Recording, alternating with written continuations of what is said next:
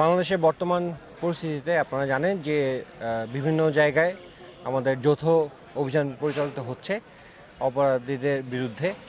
তো তারই ধারাবাহিকতায় আমাদের এখানে নরসিংদী উপজেলায় রায়পুরাতে একটি চরে গতকালকে থেকে আজকে পর্যন্ত একটি যৌথ অভিযান পরিচালনা হয়।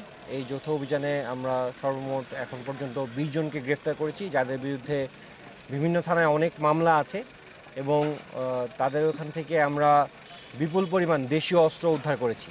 তো আজকের আমাদের এই যৌথ অভিযানে পরিচালনায় আমাদের সাথে যোগদান করেছিল বাংলাদেশ সেনাবাহিনীর সাথে বাংলাদেশ পুলিশ, বাংলাদেশ র্যাব এবং সিভিল অ্যাডমিনিস্ট্রেশনের আমাদের যারা ছিল তারা এই যৌথ বাহিনী অপারেশনে যোগদান করে।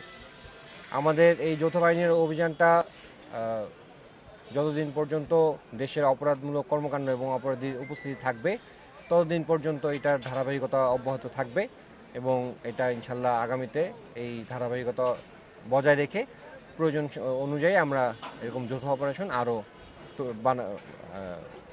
পরিচালনা করব।